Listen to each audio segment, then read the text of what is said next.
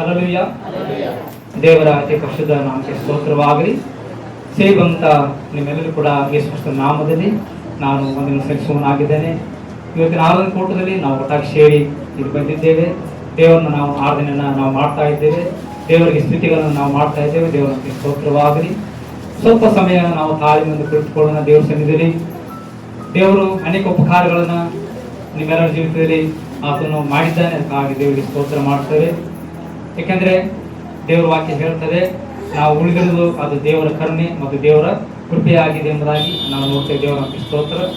ಒಂದು ಸೈತಾನನ ಉದ್ದೇಶ, ಸೈತಾನ ಕಾರ್ಯಗಳು ಏನಂತ ಹೇಳಿದ್ರೆ, ನಾವು ನಂಬಿಕೆಯನ್ನು ಕಡಿಮೆ ಮಾಡಿಕೊಳ್ಳಬೇಕು ಅಥವಾ ನಾವು ನಂಬಿಕೆಯಿಂದ ಹಿಂದಾಗಿ ಹೋಗಬೇಕು ಅನ್ನುವಂಥ ಉದ್ದೇಶ ಸೈತಾನದಿರ್ತದೆ. ಆದರೆ ದೇವರು ನಮ್ಮನ್ನು ತನ್ನ ಸನ್ನಿಧಿಯಲ್ಲಿ ನಿಲ್ಲಿಸಬೇಕೆಂಬುದಾಗಿ ದೇವರ ಆಲೋಚನೆ ನಮಗಾಗಿದೆ. ದೇವರ ನಮಗೆ ಸ್ತೋತ್ರವಾಗಲಿ. ಆದುದರಿಂದ ನಾವು ದೇವರ ಸನ್ನಿಧಿಯಲ್ಲಿ ನಾವು ಕುಳಿತುಕೊಂಡು ನಾವು ದೇವರನ್ನ ಆರಾಧನೆ ಮಾಡ್ತಿದ್ದೇವೆ. ಅದಕ್ಕೋಸ್ಕರವಾಗಿ ನಾವು ನಂಬಿಗಸ್ತರಾಗಿರೋಣ. ದೇವರ ವಾಕ್ಯ ಕೇಳಿಸ್ಕೊಳ್ಳೋದಕ್ಕೂ ಕೂಡ ನಾವು ನಂಬಿಗಸ್ತರಾಗಿರೋಣ. ದೇವರ ವಾಕ್ಯ ನಾವು ಧ್ಯಾನ ಮಾಡೋದಕ್ಕೂ ಕೂಡ ನಾವು ನಂಬಿಗಸ್ತರಾಗಿರೋಣ. ನಾವು ಈ ಸಮಯದಲ್ಲಿ ದೇವರ ನಮಗೆ ಸ್ತೋತ್ರ. ಕೆಲವೊಂದು ವಾಕ್ಯಗಳನ್ನು ಈ ಸಮಯದಲ್ಲಿ ನಾವು ಓದಿಕೊಳ್ಳೋಣ. ಯೇಸು ಕ್ರಿಸ್ತನು ಈ ಲೋಕಕ್ಕೆ ಬಂದು ಆತನು ಮಾಡಿದಂಥ ಕಾರ್ಯಗಳನ್ನು ಕೂಡ ನಾವು ಈ ಸಮಯದಲ್ಲಿ ನಾವು ಧ್ಯಾನ ಮಾಡುವಂಥವರಾಗಿರೋಣ. ಇಲ್ಲಿ ವಾಕ್ಯ ಹೇಳ್ತದೆ, 1 ಯೋಹಾನ ಬರೆದ ಪತ್ರಿಕೆ 2ನೇ ಅಧ್ಯಾಯ 1ನೇ ವಾಕ್ಯದಿಂದ ಮುಂದೆ ಓದ್ತಾ ಹೋಗ್ರಿ. ನನ್ನ ಪ್ರಿಯರಾದ ಮಕ್ಕಳೇ, ನೀವು ಪಾಪ ಮಾಡದಂತೆ ಈ ಮಾತುಗಳನ್ನು ನಿಮಗೆ ಬರೆಯುತ್ತೇನೆ. ಯಾವನಾದರೂ ಪಾಪ ಮಾಡಿದರೆ ತಂದೆಯ ಬಳಿಯಲ್ಲಿ ನೀತಿವಂತನಾದ ಯೇಸು ಕ್ರಿಸ್ತನೆಂಬ ಸಹಾಯಕನು ನಮಗಿದ್ದಾನೆ. ಆತನು ನಮ್ಮ ಪಾಪಗಳನ್ನು ನಿವಾರಣೆ ಮಾಡುವ ಯಜ್ಞವಾಗಿದ್ದಾನೆ. ನಮ್ಮ ಪಾಪಗಳನ್ನು ಮಾತ್ರವಲ್ಲದೆ ಸಮಸ್ತ ಲೋಕದ ಪಾಪಗಳನ್ನು ಸಹ ನಿವಾರಣೆ ಮಾಡುತ್ತಾನೆ. ಓಕೆ, ದೇವರ ನಮಗೆ ಸ್ತೋತ್ರವಾಗಲಿ. ಇಲ್ಲಿ 1 ಯೋಹಾನ ಬರೆದ ಪತ್ರಿಕೆ 2ನೇ ಅಧ್ಯಾಯದಲ್ಲಿ ಕೆಲವೊಂದು ವಾಕ್ಯಗಳನ್ನು ಓದ್ಕೊಂಡಿದ್ದೇವೆ. ಇಲ್ಲಿ ಹೇಳ್ತದೆ, ಯಾವನಾದರೂ ಪಾಪ ಮಾಡಿದರೆ ತಂದೆಯ ಬಳಿಯಲ್ಲಿ ನೀತಿವಂತನಾದ ಯೇಸು ಕ್ರಿಸ್ತನೆಂಬ ಸಹಾಯಕನು ನಮಗಿದ್ದಾನೆ. ಆತನು ನಮ್ಮ ಪಾಪಗಳನ್ನು ನಿವಾರಣೆ ಮಾಡುವ ಯಜ್ಞವಾಗಿದ್ದಾನೆ ಎಂಬುದಾಗಿ ಇಲ್ಲಿ ನೋಡ್ತೇವೆ. ಹಲ್ಲೆಲೂಯ. ದೇವರ ನಮಗೆ ಸ್ತೋತ್ರವಾಗಲಿ. ಯೇಸು ಸ್ವಾಮಿ ನಮ್ಮ ಪಾಪಗಳನ್ನು ನಿವಾರಣೆ ಮಾಡುವಂತ ಯಜ್ಞವಾಗಿದ್ದಾನೆ ಎಂಬುದಾಗಿ ದೇವರ ನಮಗೆ ಸ್ತೋತ್ರ. ನಾವು ಮತ್ತೊಂದು ಬೇರೊಂದು ಯಜ್ಞವನ್ನು ಅರ್ಪಿಸುವಂತ ಅವಶ್ಯಕತೆ ಇಲ್ಲ. ನಾವು ಯಜ್ಞಗಳನ್ನು ಮಾಡುವಂತ ಅವಶ್ಯಕತೆ ಇಲ್ಲ. ನಾವು ಸ್ತುತಿ ಎಂಬ ಯಜ್ಞವನ್ನು ಅರ್ಪಿಸ್ತಾ ಇದ್ದೇವೆ. ಆದರೆ ವಿಶೇಷವಾಗಿ ಪಾಪದ ಪರಿಹಾರಕ್ಕೋಸ್ಕರವಾಗಿ ಯೇಸು ಸ್ವಾಮಿ ಈಗಾಗಲೇ ಒಂದು ಯಜ್ಞವನ್ನ ಅದನ್ನು ಮಾಡಿ ಮುಗಿಸಿದ್ದಾನೆ, ಯಜ್ಞವನ್ನು ಅರ್ಪಿಸಿಬಿಟ್ಟಿದ್ದಾನೆ. ಅದು ಯಾವ ಯಜ್ಞ ಅಂತ ಹೇಳುವಾಗ ನೋಡುವಾಗ ಯೇಸು ಸ್ವಾಮಿ ತನ್ನನ್ನೇ ತಾನು ಯಜ್ಞವಾಗಿ, ಯಜ್ಞದ ಕುರಿಮರಿಯಾಗಿ, ಯಜ್ಞದ ಪ್ರಾಣಿಯಾಗಿ, ಯಜ್ಞದ ಬಲಿಯಾಗಿ ದೇವರು ಏನ್ ಮಾಡಿದ್ರು? ಬಲಿಯಾಗಿ ಅರ್ಪಿಸಿಕೊಟ್ರು. ಅದು ಶಿಲುಬೆ ಮೇಲೆ ಆತನು ನಮಗಾಗಿ ಸತ್ತನು, ನಮಗಾಗಿ ಜೀವ ಪಟ್ಟನು, ನಮಗಾಗಿ ಜೀವತತ್ತನು, ಜಡಿಯಲ್ಪಟ್ಟನು, ಜಜ್ಜಲ್ಪಟ್ಟನು, ಮಳೆಗಳಿಂದ ಹೊಡೆಯಲ್ಪಟ್ಟನು, ಬಾಧೆಗಳನ್ನು, ಹಿಂಸೆಗಳನ್ನು ಅನುಭವಿಸಿದನೆಂಬುದಾಗಿ ನೋಡ್ತೇವೆ. ಅದೇ ಯೇಸು ಸ್ವಾಮಿ ತನ್ನನ್ನೇ ತಾನು ಯಜ್ಞವಾಗಿ ಅರ್ಪಿಸಿಕೊಟ್ಟಿದ್ದ. ದೇವರ ನಮಗೆ ಸ್ತೋತ್ರ.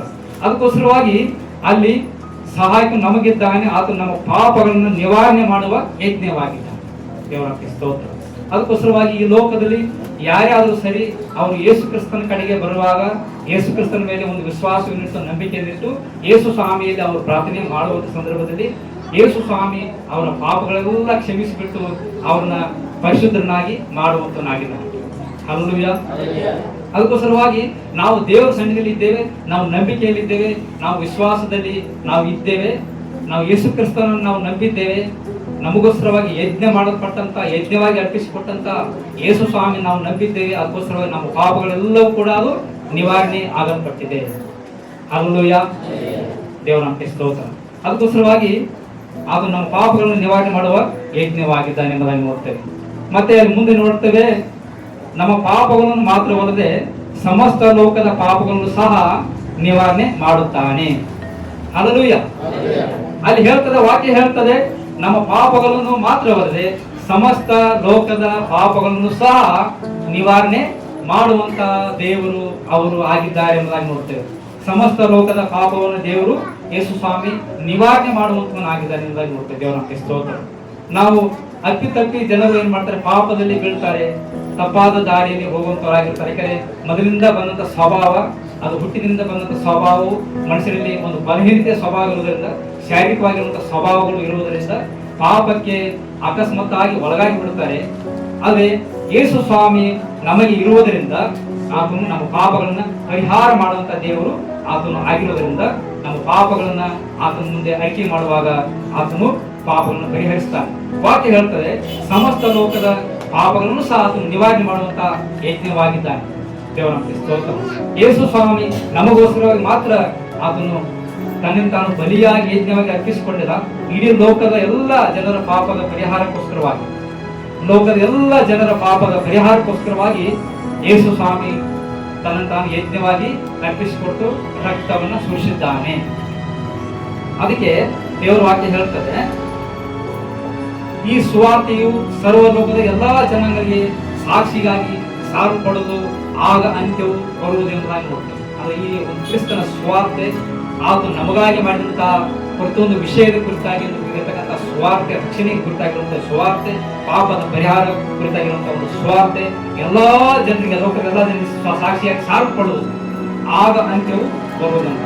ಈ ಸಾಕ್ಷಿಗಾಗಿ ಯಾಕೆ ಸಾರಲ್ಪಡುತ್ತದೆ ಅಂತ ಹೇಳಿದ್ರೆ, ಅವರು ರಕ್ಷಣೆ ಹೊಂದಿಕೊಳ್ಳಿ, ಪಾಪದ ಪರಿಹಾರವನ್ನ ಹೊಂದಿಕೊಳ್ಳಿ ಎಂಬುದಾಗಿ ನೋಡ್ತೀವಿ. ಹಲ್ಲೆಲೂಯ, ದೇವರ ನಾಮಕ್ಕೆ ಸ್ತೋತ್ರವಾಗಲಿ.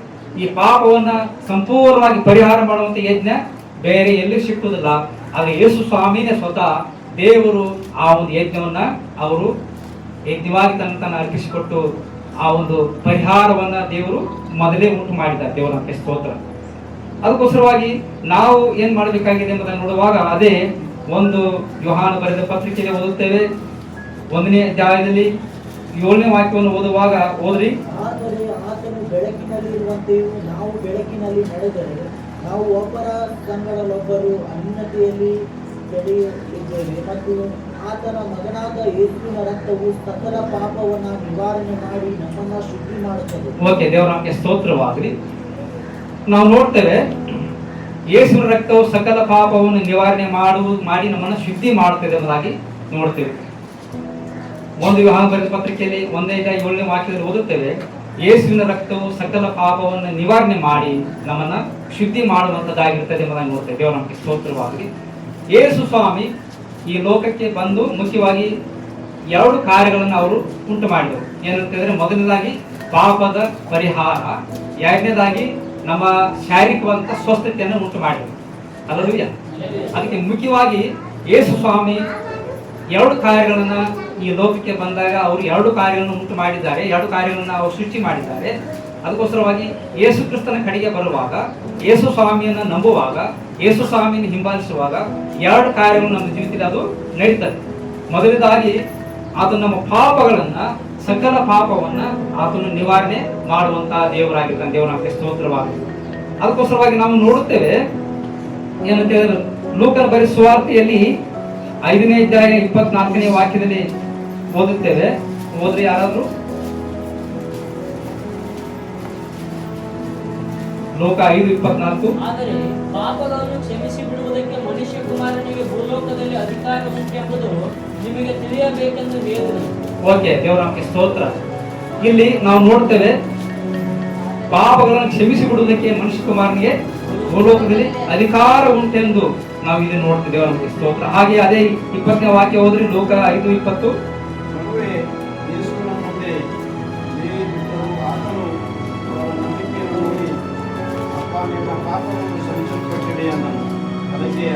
ಓಕೆ, ದೇವರ ನಾಮಕ್ಕೆ ಸ್ತೋತ್ರ.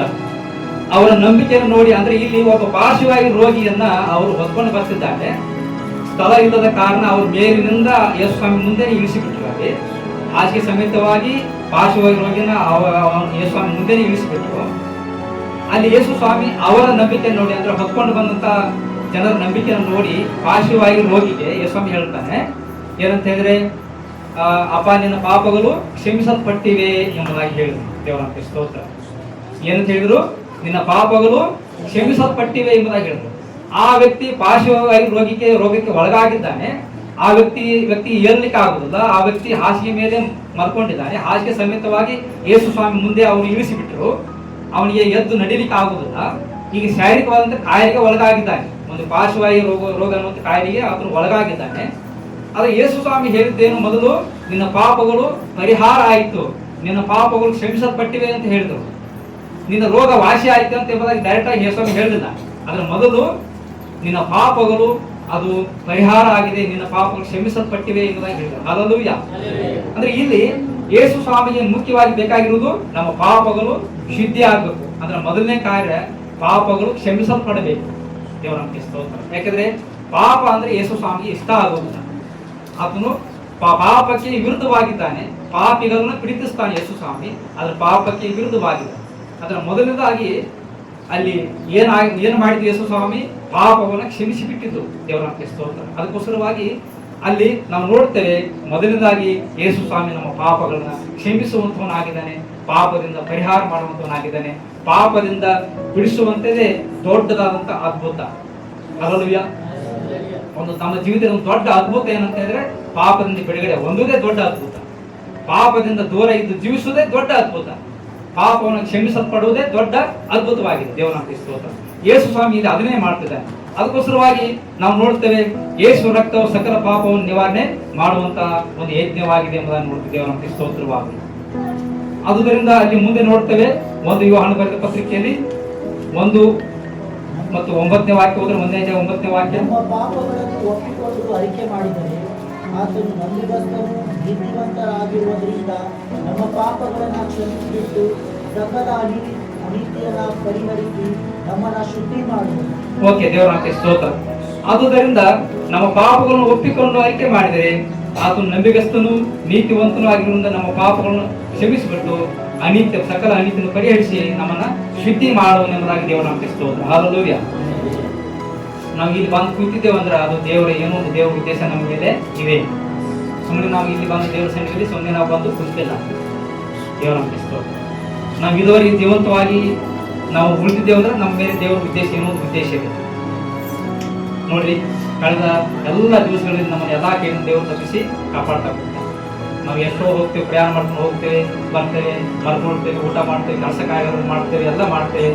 ಅದು ಎಲ್ಲ ಸಂದರ್ಭದಲ್ಲಿ ದೇವರು ನಮ್ಮನ್ನ ಜೀವಂತವಾಗಿ ನಿಲ್ಲಿಸಿ ಕಾಪಾಡಿದ ಅಂತ ಹೇಳಿದ್ರೆ ನಮ್ಮ ಮೇಲೆ ದೇವರು ಏನೋ ಒಂದು ಉದ್ದೇಶ ಇದೆ. ದೇವರ ಉದ್ದೇಶದಿಂದ ನಾವು ಬಂದು ಇಲ್ಲಿ ಕುಳಿತುಕೊಳ್ಳಿಲ್ಲ. ಉದ್ದೇಶ ಇಲ್ಲದೇ ನಾವು ಈ ಭೂಲೋಕದಲ್ಲಿ ನಾವು ಜೀವಿಸ್ತಾ ಇದ್ದೀವಿ. ಆದರೆ ದೇವರು ನಮ್ಮ ಮೇಲೆ ಉದ್ದೇಶ ಇದೆ. ಏನಪ್ಪ ಉದ್ದೇಶ?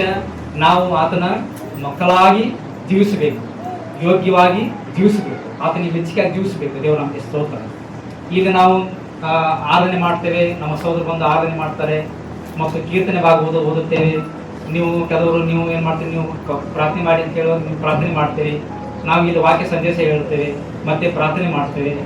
ಇಲ್ಲಿ ಏನಂತ ಹೇಳಿದ್ರೆ ನಾವು ದೇವರ ಕಾರ್ಯವನ್ನು ಮಾಡುವರಷ್ಟೇ. ಅದು ಇಲ್ಲಿ ಯೇಸು ಸ್ವಾಮಿನೇ ಪಶುಧಾತ್ಮ ನಿಂತ್ಕೊಂಡು ನಮ್ಮನ್ನ ಏನ್ ಮಾಡ್ತಾರೆ, ನಡೆಸ್ತಾರೆ. ನಮಗೆ ಆಲೋಚನೆ ಕೊಟ್ಟು ಅವರೇ ನಡೆಸ್ತಾರೆ. ಅಂದ್ರೆ ಇಲ್ಲಿ ದೇವರೇ ಮುಖ್ಯವಾದ ಸ್ಥಾನದಲ್ಲಿರುವುದು ದೇವರಿರುವುದು. ದೇವರ ಸ್ತೋತ್ರ. ನಾವೆಲ್ಲರೂ ಕೂಡ ಕೆಲಸಗಾರರು, ಆತನ ಮಕ್ಕಳು, ಆತನ ಹೇಳಿದಂತೆ ಮಾಡುವರಷ್ಟೇ. ನಾವು ದೇವರಾಜ್ಯದಲ್ಲಿ ಕೆಲಸ ಮಾಡ್ತೇವೆ.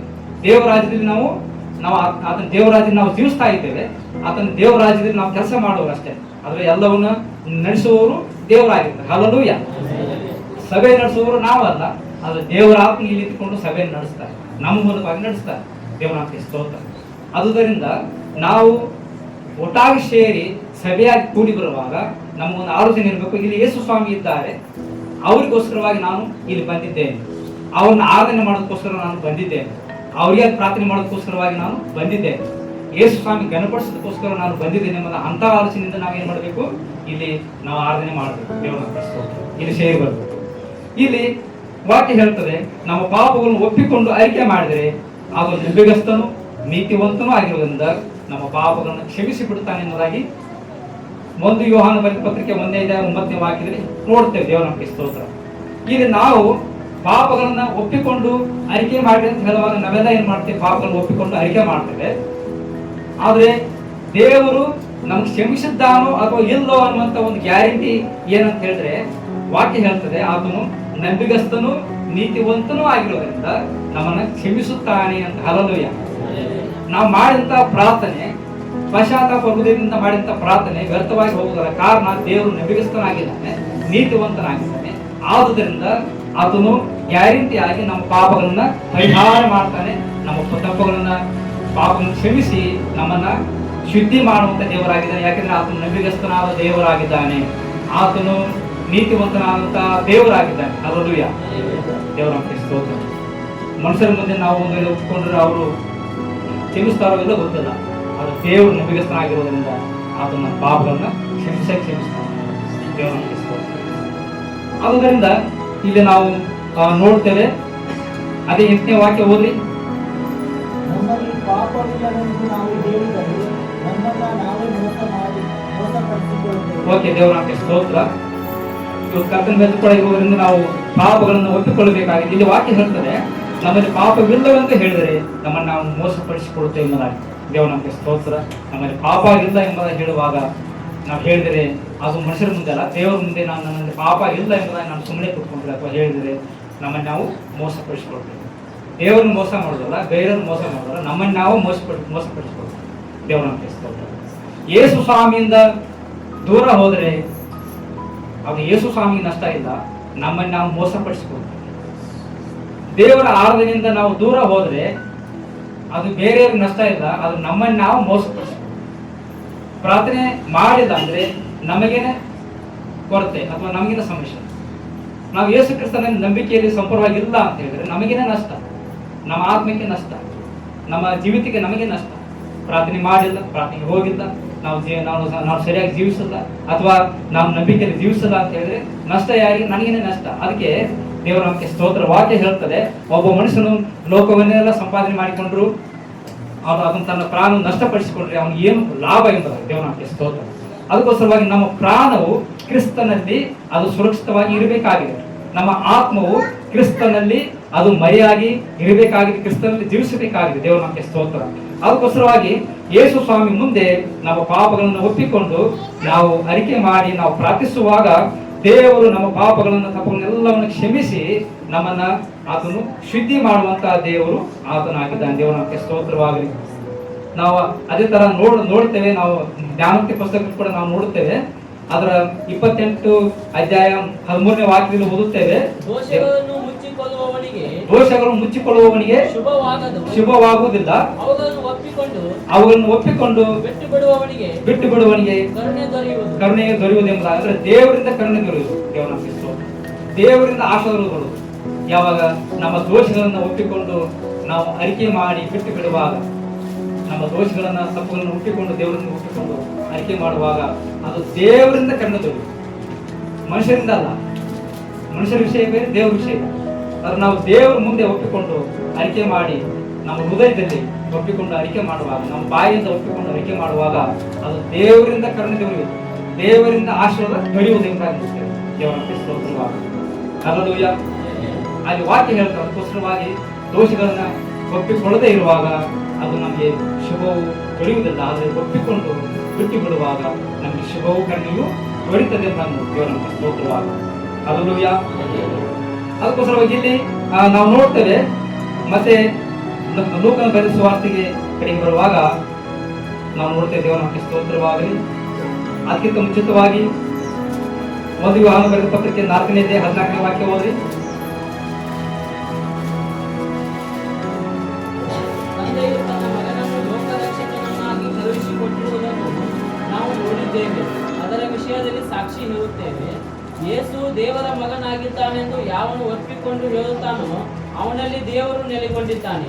ಓಕೆ, ದೇವರ ನಮಗೆ ಸ್ತೋತ್ರ. ಇಲ್ಲಿ ವಾಕ್ಯ ಹೇಳ್ತದೆ, ತಂದೆಯು ತನ್ನ ಮಗನನ್ನು ಲೋಕ ರಕ್ಷಕನಾಗಿ ಕಳಿಸಿಕೊಟ್ಟಿರುವುದನ್ನು ನಾವು ನೋಡಿದ್ದೇವೆ. ದೇವರು ನಮಗೆ ಸ್ತೋತ್ರ. ವಾಕ್ಯ ಹೇಳ್ತದೆ ಅಂದ್ರೆ ಯೇಸು ಸ್ವಾಮಿ ಅಥವಾ ತಂದೆಯಾದ ದೇವರು ಯೇಸು ಸ್ವಾಮಿಯನ್ನ ಈ ಲೋಕದ ರಕ್ಷಕನಾಗಿ ಅವರು ಕಳುಹಿಸಿ ಕೊಟ್ಟರು ಅಂತ ನೋಡ್ತೇವೆ. ದೇವರ ನಮಗೆ ಸ್ತೋತ್ರ. ಹಲ್ಲೆಲೂಯಾ. ಜೋರಾಗಿ ಹಲ್ಲೆಲೂಯಾ, ಹಲ್ಲೆಲೂಯಾ. ಅಂದ್ರೆ ಲೋಕದ ರಕ್ಷಕನಾಗಿ ನಮ್ಮನ್ನು ರಕ್ಷಿಸುವಂತ ದೇವರಾಗಿ ಈ ಲೋಕಕ್ಕೆ ಯೇಸು ಸ್ವಾಮಿ ಬಂದವನು ಎಂಬುದಾಗಿ ನಾವು ನೋಡ್ತೇವೆ. ಪಾಪವನ್ನು ಪರಿಹಾರ ಮಾಡೋದು ಮಾತ್ರವಲ್ಲದೆ, ನಮ್ಮನ್ನು ಶುದ್ಧೀಕರಣ ಮಾಡೋದು ಮಾತ್ರವಲ್ಲದೆ, ಆತನು ನಮ್ಮನ್ನು ನಡೆಸೋದು ಮಾತ್ರವಲ್ಲದೆ, ನಮ್ಮನ್ನು ಆಶೀರ್ವಾದ ಮಾಡೋದು ಮಾತ್ರವಲ್ಲದೆ, ನಮಗ ಯಾವಾಗಲೂ ರಕ್ಷಕನಾಗಿ ನಮ್ಮ ರಕ್ಷಿಸುವಂತ ದೇವರಾಗಿ ನಮ್ಮ ಸಂಗಡ ನಮ್ಮ ಜೊತೆಯಲ್ಲಿ ಯಾವಾಗಲೂ ಯೇಸು ಸ್ವಾಮಿ ಜೀವಿಸುವಂತವನಾಗಿದ್ದಾನೆ. ಹಲ್ಲೆಲೂಯಾ.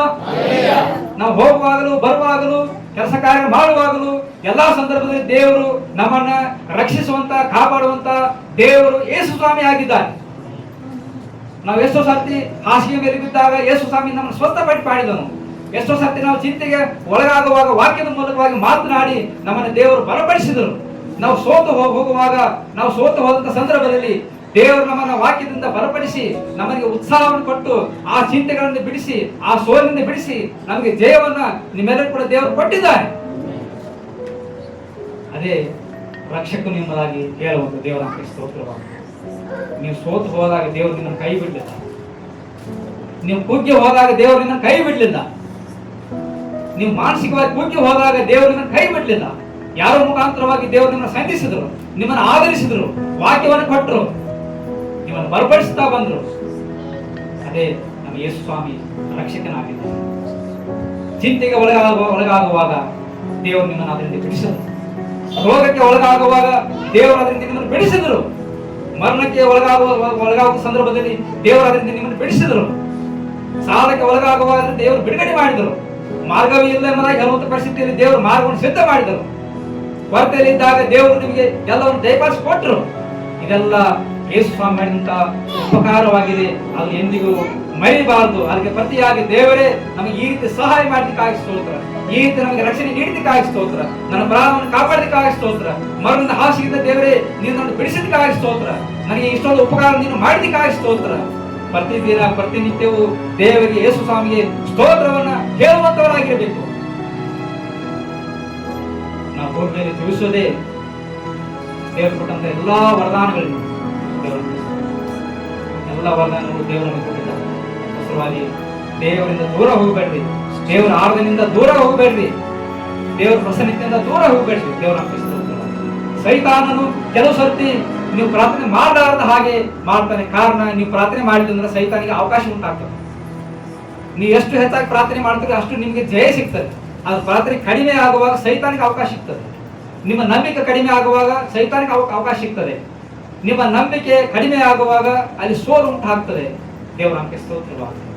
ಆದುದರಿಂದ ನೀವು ಯಾವಾಗಲೂ ನೀವು ಸೋತು ಹೋಗಬಾರದು. ನೀವು ಹೆಚ್ಚಾಗಿ ಪ್ರಾರ್ಥನೆಯನ್ನ ಮಾಡುವಂತವರಾಗಿರಬೇಕು.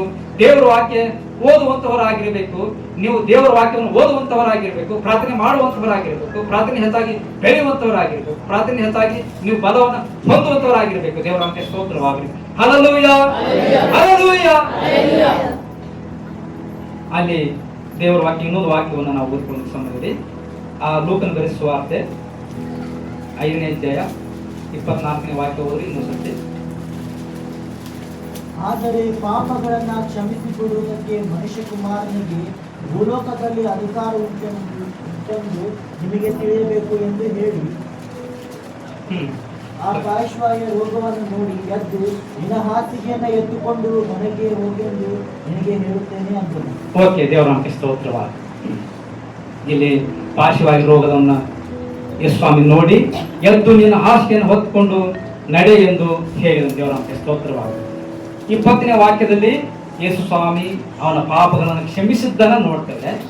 ಹಾಗೆ 24ನೇ ವಾಕ್ಯದಲ್ಲಿ ಮುಂದೆ ನಾವು ನೋಡುವಾಗ ಅಲ್ಲಿ ನೋಡ್ತೇವೆ ಅವನು ಎದ್ದು ಅವನ ಹಾಸಿಗೆಯನ್ನು ಎತ್ಕೊಂಡು ನೀನು ನಡೆ ಎಂಬುದಾಗಿದ್ರೆ ನಿನಗೆ ಸ್ವಸ್ಥವಾಯಿತು, ನೀನು ಎದ್ದು ನಿನ್ನ ಹಾಸಿಗೆಯನ್ನು ನೀನು ಎತ್ತಿಕೊಂಡು ನಡೆ ಅಥವಾ ಸ್ವಸ್ಥತೆ ಹೊಂದಿಕೊಳ್ಳು ಎಂಬುದಾಗಿ ಅಲ್ಲಿ ಆ ಒಂದು ವಾಕ್ಯದ ಅರ್ಥವಾಗಿ ದೇವರ ನಮಗೆ ಸ್ತೋತ್ರ. ಇಲ್ಲಿ ಪಾಪದ ಕ್ಷಮಾಪಣೆ ಮೊದಲನೇದಾಗಿ, ಎರಡನೇದಾಗಿ ರೋಗದ ಸೌಖ್ಯತೆಯನ್ನು ನಾವು ಇಲ್ಲಿ ನೋಡುವಂತವರಾಗಿ ದೇವರ ನಮಗೆ ಸ್ತೋತ್ರವಾಗಿ. ಅದೇ ತರ ಮತ್ತಾಯ ಸುವಾರ್ತೆಯಲ್ಲಿ 8ನೇ ಅಧ್ಯಾಯ 17ನೇ ವಾಕ್ಯವನ್ನು ಓದ್ರಿ. ಮತ್ತಾಯ 8ನೇ ಅಧ್ಯಾಯ 17ನೇ ವಾಕ್ಯ. ಇದರಿಂದ ನಮ್ಮ ಬೇನೆಗಳನ್ನು ತಾನೇ ತೆಗೆದುಕೊಂಡು ನಮ್ಮ ರೋಗಗಳನ್ನು ಹೊತ್ತುಕೊಂಡನು ಎಂದು ಯೆಶಾಯ ನಮ್ಮ ಪ್ರವಾದಿಯಿಂದ ಹೇಳಿರುವ ಮಾತು ನೆರವೇರಿತು. ಓಕೆ, ದೇವರ ನಮಗೆ ಸ್ತೋತ್ರವಾಗಲಿ. ಇಲ್ಲಿ ಮತ್ತಾಯ ಸುವಾರ್ತೆ 8ನೇ ಅಧ್ಯಾಯ 11ನೇ ವಾಕ್ಯದಲ್ಲಿ ಓದುತ್ತೇವೆ. 16ನೇ ವಾಕ್ಯ ಕೂಡ ಓದಬಹುದು. ಸಂಜೆ ಆಗಲು ದೆವ್ವ ಹಿಡಿದ ಬಹಳ ಜನರನ್ನು ಆತನ ಬಳಿಗೆ ಕರೆತಂದರು. ಆತನು ಮಾತ್ರದಿಂದಲೇ ದೆವ್ವವನ್ನು ಬಿಡಿಸಿದಲ್ಲದೆ ಮೈಯಲ್ಲಿ ನೆಟ್ಟಗೆಲ್ಲದವರಿಂದ ವಾಸಿ ಮಾಡಿದನು. ಇದರಿಂದ ನಮ್ಮ ಬೇನೆಗಳನ್ನು ತಾನೇ ತೆಗೆದುಕೊಂಡು ನಮ್ಮ ರೋಗವನ್ನು ಹೊತ್ತುಕೊಂಡನು ಎಂದು ಯೆಶಾಯ ನಮ್ಮ ಪ್ರವಾದಿಯಿಂದ ಹೇಳಿರುವ ಮಾತು ನೆರವೇರಿತು. Hallelujah, hallelujah. ಇಲ್ಲಿ ನೋಡ್ತೇವೆ ಯೇಸು ಸ್ವಾಮಿ ತನ್ನ ರಕ್ತದ ಮುಖಾಂತರವಾಗಿ ನಮ್ಮ ಸಕಲ ಪಾಪವನ್ನ ಮೊದಲಿಗಾಗಿ ನಿವಾರಣೆ ಮಾಡಿ ನಮ್ಮನ್ನು ಶುದ್ಧಿ ಮಾಡ್ತಾರೆ. ನಂತರ ನಮ್ಮ ರೋಗವನ್ನು ಕೂಡ ಅವರು ನಿವಾರಣೆ ಮಾಡಿ ನಮ್ಮನ್ನ ಬಲಪಡಿಸುತ್ತಾರೆ. ನಮಗೆ ಸ್ವಸ್ಥತೆಯನ್ನ ಅವ್ರು ಕೊಡುವಂತವರಾಗಿರ್ತಾರೆ. ದೇವರು ನಮಗೆ ಸ್ತೋತ್ರವಾಗಲಿ. ಹಲ್ಲೆಲೂಯಾ. ಈ ಎರಡು ಕಾರ್ಯವನ್ನು ಯೇಸು ಮಾಡ್ತಾರೆ. ಪಾಪವನ್ನು ಕ್ಷಮಿಸಿ ಪಾಪದಿಂದ ನಮಗೆ ಬಿಡುಗಡೆ ಕೊಡ್ತಾರೆ. ಎರಡನೇದಾಗಿ ನಮ್ಮ ಶರೀರಕ್ಕೆ ಒಳ್ಳೆ ಆರೋಗ್ಯವನ್ನು ಸಹ ಯೇಸು ಸ್ವಾಮಿ ಕೊಡ್ತಾರೆ. ದೇವರು ನಮಗೆ ಸ್ತೋತ್ರ. ಒಳ್ಳೆ ಆರೋಗ್ಯ ದೇವರು ನಮಗೆ ಕೊಡ್ತಾರೆ.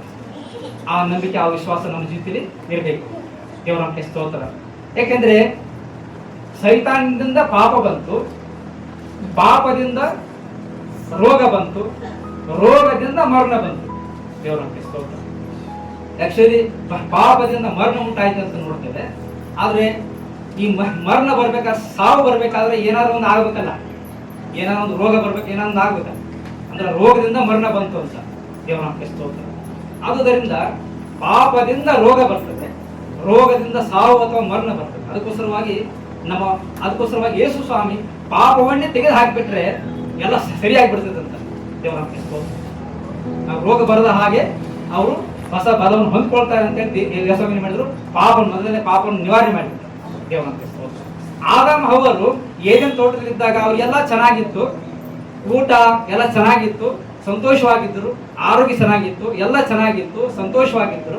ಅದು ಯಾವಾಗ ದೇವರಿಗೆ ವಿರುದ್ಧ ಪಾಪ ಮಾಡಿದ್ರು ಅವಾಗ ದೇವರಿಂದ ಅವರು ದೂರ ಬರಬೇಕಾಯಿತು. ಆ ಏದೇನ್ ತೋಟದಿಂದ ಹೊರಗೆ ಹಾಕಲ್ಪಡಬೇಕಾಯಿತು.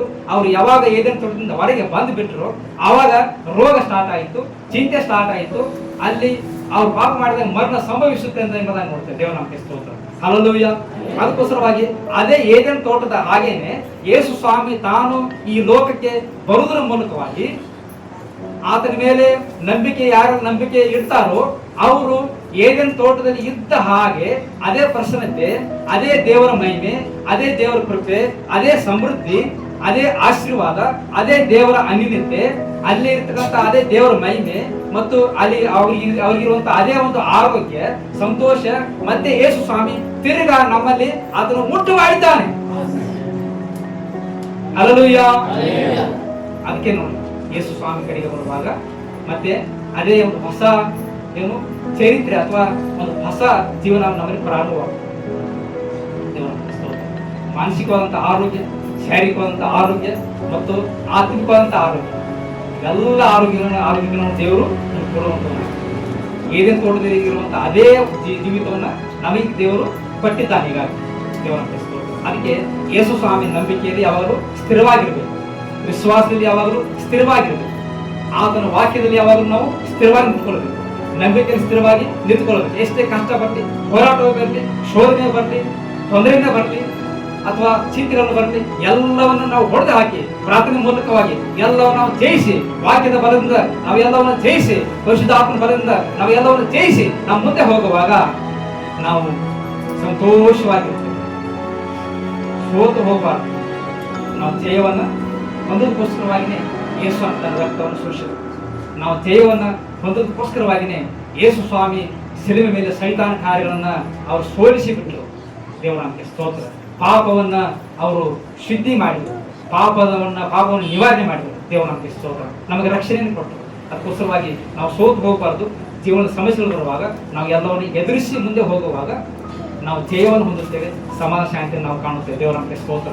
ಕುಟುಂಬದ ಸಮಸ್ಯೆ ಬರ್ತದೆ, ಜೀವನದ ಸಮಸ್ಯೆ ಬರ್ತದೆ, ಚಿಂತೆಗಳು ಬರ್ತದೆ, ಹೋರಾಟಗಳು ಬರ್ತದೆ. ಇದಕ್ಕೆ ಹಿನ್ನೆಲೆಯಾಗಿರುವಂತಹ ಸೈತಾನ ಒಬ್ಬನೇ ಇರ್ತಾನೆ, ನಿಮ್ಗೆ ಗೊತ್ತಾಗುವುದಿಲ್ಲ. ಆದ್ರೆ ನೀವು ಪ್ರಾರ್ಥನೆ ಮಾಡಬೇಕು. ದೇವರು ನೀವು ಪ್ರಾರ್ಥನೆ ಮಾಡುವಂತ ಒಂದು ಕೃಪೆಯನ್ನು ಕೊಟ್ಟಿದ್ದಾನೆ, ವಾಕ್ಯದ ಮಹಿಮೆಯನ್ನು ದೇವರು ನಿಮ್ಗೆ ಕೊಟ್ಟಿದ್ದಾನೆ, ನಿಮಗೆ ವಿಶ್ವಾಸವನ್ನು ಕೊಟ್ಟಿದ್ದಾನೆ, ನಿಮಗೆ ಪ್ರಾರ್ಥನೆ ಹೇಗೆ ಮಾಡ್ಬೇಕು ಅಂತ ದೇವರು ನಿಮಗೆ ಎಲ್ಲ ತಿಳಿಸಿಕೊಟ್ಟಿದ್ದಾನೆ. ಅದನ್ನು ಉಪಯೋಗ ಮಾಡಿಕೊಳ್ಳುವಾಗ ಸೈತಾನನ ತೊಲಗಿ ಹೋಗು, ಕಷ್ಟಗಳು ಬಿಡುಗಡೆಗೆ ಹೋಗಿ ಯೇಸು ನಾಮದಲ್ಲಿ, ಸೈತಾನ ಕಾರ್ಯಗಳು ಬಿಡುಗಡೆ ಹೋಗಿ ಯೇಸು ನಾಮದಲ್ಲಿ ಅಂತ ಪ್ರಾರ್ಥನೆ ಮಾಡುವಾಗ, ಸೋಲುಗಳೆಲ್ಲ ಬಿಡುಗಡೆ ಹೋಗಿ ಅಂತ ಪ್ರಾರ್ಥನೆ ಮಾಡುವಾಗ, ಅಡ್ಡಿಗಳಲ್ಲಿ ಬಿಡುಗಡೆ ಹೋಗಿ ಅಂತ ಪ್ರಾರ್ಥನೆ ಮಾಡುವಾಗ, ಅಸಮಾನ ಅಶಾಂತಿಯಲ್ಲಿ ಬಿಡುಗಡೆ ಹೋಗಿ ಅಂತ ಪ್ರಾರ್ಥನೆ ಮಾಡುವಾಗ ಎಲ್ಲವೂ ಬಿಡುಗಡೆಯಾಗಿ ಹೋಗ್ತದೆ. ಎಷ್ಟು ನಾವು ನೀವು ಏನೇನು ಹೇಳಿ ಪ್ರಾರ್ಥನೆ ಮಾಡ್ತಾರೋ ಅದು ಬಿಡುಗಡೆಯಾಗಿ ಹೋಗ್ತದೆ. ಅದಕ್ಕಾಗಿ ನಿಮಗೆ ದೇವರು ಭೂಲೋಕದಲ್ಲಿ ಯೇಸು ಎಂಬ ನಾಮ ನಿಮಗೆ ಕೊಟ್ಟಿದ್ದಾನೆ. ಆ ಹೆಸರಿನಲ್ಲಿ ಬಿಡುಗಡೆ ಉಂಟು, ಯೇಸು ನಾಮದಲ್ಲಿ ಸ್ವಸ್ಥತೆ ಉಂಟು, ಯೇಸು ನಾಮದಲ್ಲಿ ಜಯ ಉಂಟು, ಯೇಸು ನಾಮದಲ್ಲಿ ನಾವು ಎಲ್ಲವನ್ನ ಜಯಿಸಲಿಕ್ಕೆ ಸಾಧ್ಯತೆ ಇದೆ. ಯೇಸು ನಾಮದಲ್ಲಿ ನಾವು ಸಂತೋಷವಾಗಿ ಜೀವಿಸಬಹುದು, ಸಮಾಧಾನವನ್ನು ನಾವು ಹೊಂದ್ಕೊಳ್ಬಹುದು, ಆರೋಗ್ಯ ಹೊಂದ್ಕೊಳ್ಬಹುದು. ಯಾಕಂದ್ರೆ ಯೇಸು ನಾಮ ಎಲ್ಲ ನಾಮಕ್ಕಿಂತಲೂ ಶ್ರೇಷ್ಠವಾದ ನಾಮವಾಗಿದೆ. ಯೇಸು ನಾಮ, ಆ ಹೆಸರಿನಲ್ಲಿ ನಮಗೆ ಬಿಡುಗಡೆ, ಜಯ, ದೇವರ ಸ್ತೋತ್ರ. ಆದುದರಿಂದ ನಾವು ಈ ವಾಕ್ಯಗಳನ್ನ ನಮ್ಮ ಹೃದಯದಲ್ಲಿಟ್ಟುಕೊಂಡು ಆ ವಾಕ್ಯಕ್ಕೆ ನಾವು ಒಪ್ಪಿಸಿಕೊಟ್ಟು ನಾವು ಜೀವಿಸುವಂತ ಕರ್ತನ ಬೇಸಿದೆ. ನಾವು ಪ್ರಾರ್ಥನೆ ಕೂಡ ಮಾಡೋಣ. ಈ ಸಮಯ ನಾವೆಲ್ಲರೂ ಕೂಡ ನಮ್ಮ ಕಣ್ಣು ಮುಚ್ಚಿಕೊಂಡವರಾಗಿ ನಾವು ಪ್ರಾರ್ಥನೆ ಮಾಡೋಣ.